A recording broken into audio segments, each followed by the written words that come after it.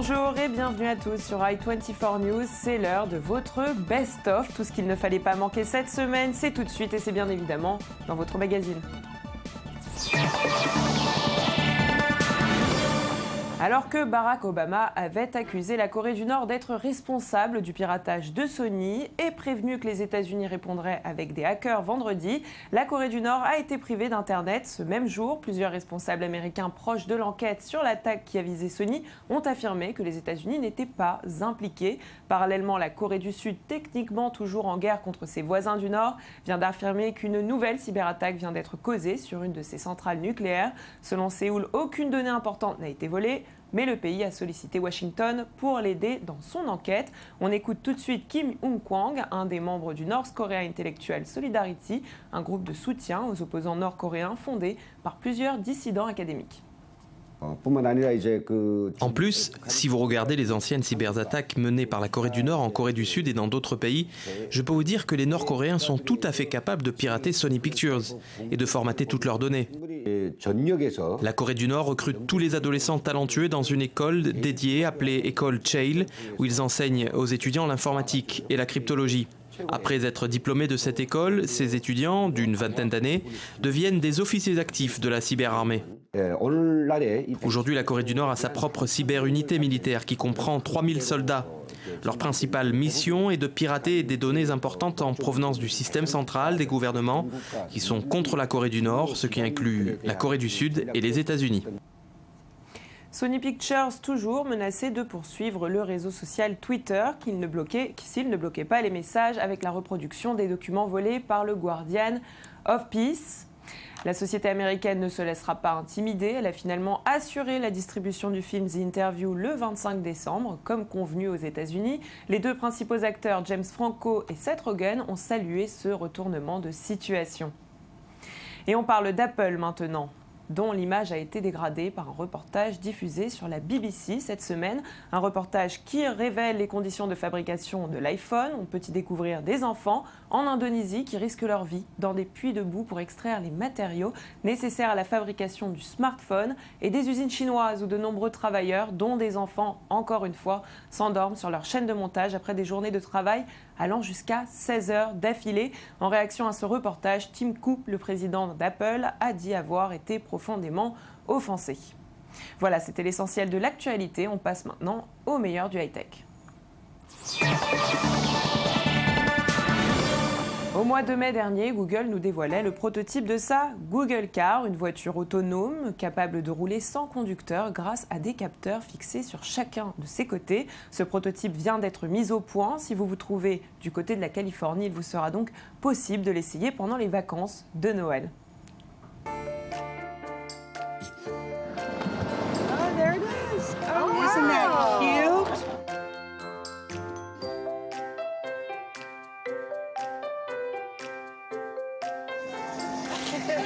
Go ahead and buckle up. Okay, Annie, here we go. All right, Cody, let's go. There's no steering wheel in the way.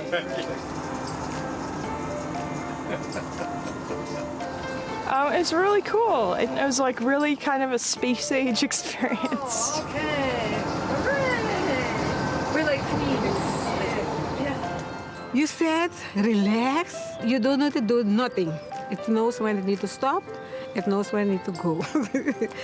It actually rides better than my own car. Yes, sure. What she really liked was that it slowed down before it went around a curve and then accelerated In the curve. She's always trying to get me to do it that way. That's the way I learned in a high school driver's ed. Et puis on vous propose sur le web un nouveau type de transport. Son nom, c'est Nightbot One. C'est un système chinois totalement électrique. Il se présente sous la forme d'une seule roue avec une pédale de chaque côté pour pouvoir mettre ses pieds. Un accessoire entre le scooter et le monocycle pour se déplacer sur des trajets bien évidemment courts à une vitesse maximale de 20 km/h. Regardez.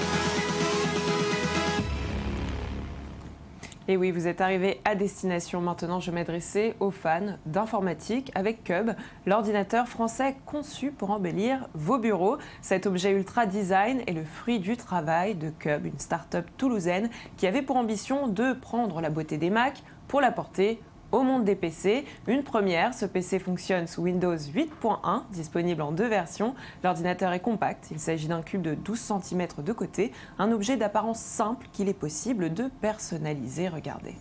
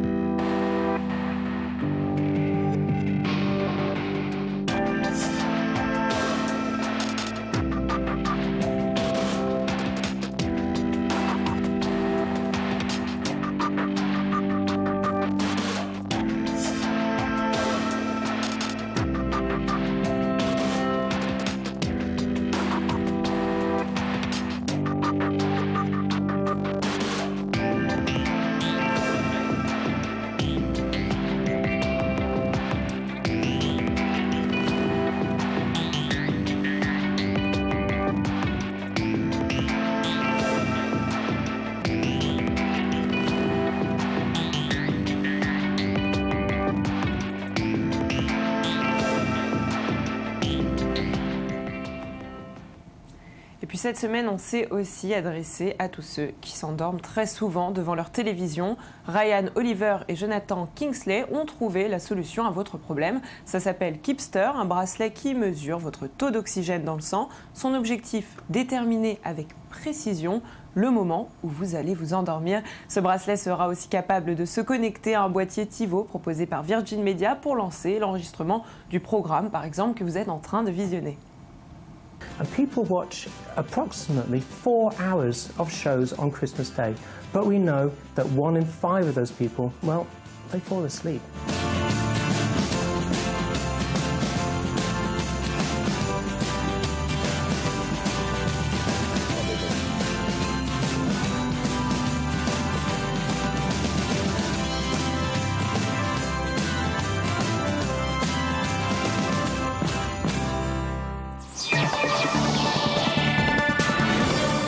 Sur le web, la politique s'est invitée dans notre rubrique insolite. Le Premier ministre belge, Charles Michel, a été aspergé de mayonnaise et bombardé de frites. Ça s'est passé lundi dernier. Une attaque faite par d'ex Fedem belge dans un contexte de tension sociale et politique contre les mesures d'austérité décidées par son gouvernement. Charles Michel entamait un discours devant des hommes d'affaires quand les 4 femmes l'ont interrompu. De l'accueil de...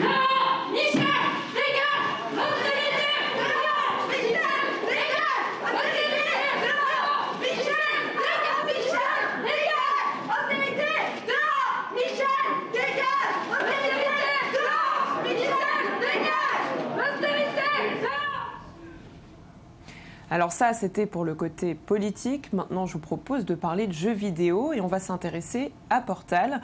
Avec Portal et l'aide d'un pistolet spécial, vous pouvez créer des ponts virtuels pour aller d'un endroit à un autre. Cette technologie a inspiré une vidéo très amusante qui tourne sur Internet et qui tourne surtout autour du basketball. Une vidéo réalisée en 4K qu'on vous propose tout de suite de découvrir.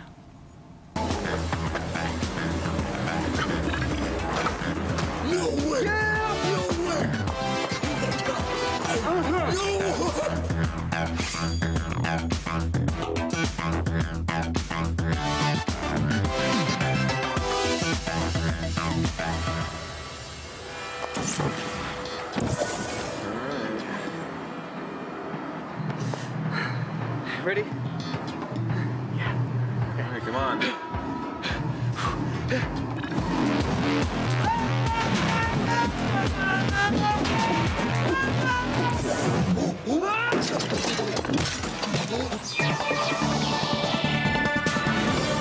Et oui, c'est le moment de passer à votre œil du net. Une candidate du Qui veut gagner des millions australien a réalisé une performance, vous allez le voir, complètement remarquable. C'est le moins qu'on puisse dire en tout cas. En échouant dès la première question de l'émission, censée être la plus simple, eh bien elle a perdu. Elle a perdu, mais gagné aussi des millions de vues sur Internet.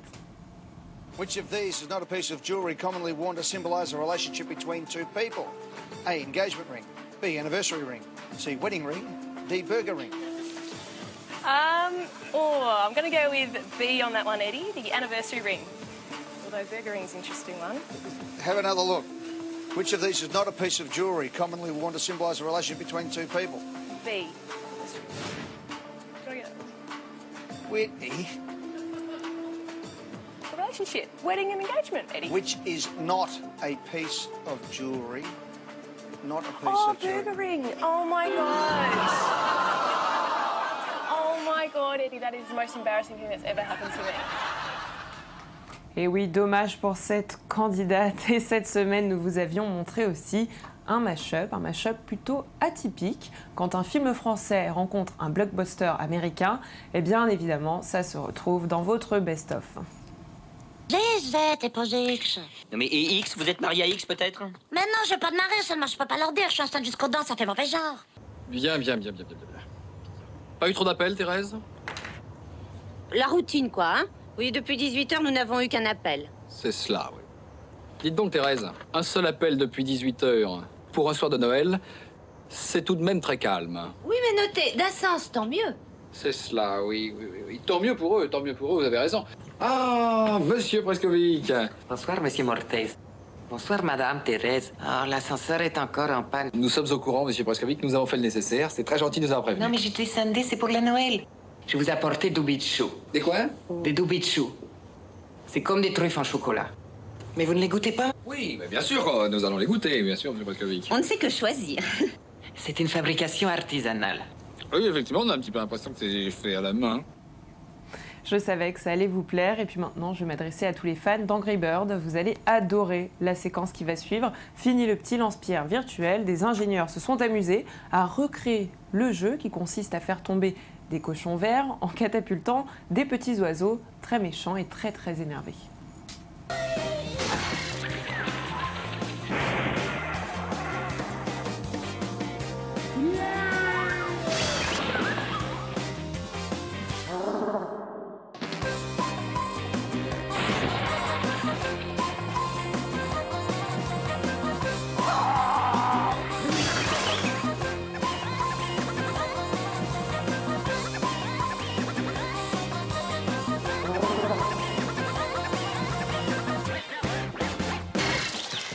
Et puis on passe à des images de drones. On va rester dans cet univers très animal puisque ces drones sont venus observer des kangourous. Vous allez voir, ces petites bêtes ne paraissent pas vraiment dérangées par le drone. Ils s'en amusent plutôt. Kangourou star du net, c'est tout de suite.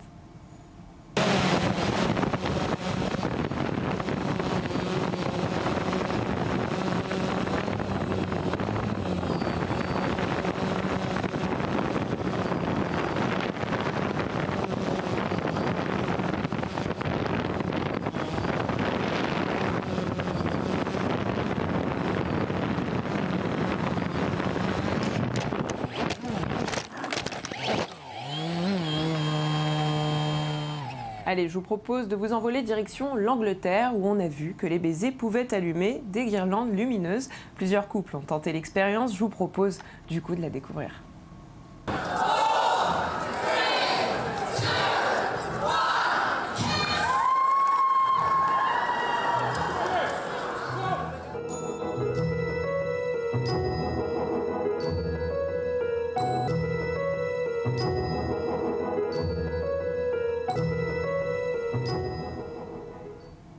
Et c'est la fin de cette émission. Merci à vous de nous avoir suivis. On se retrouve demain, même endroit et même heure sur i24 News.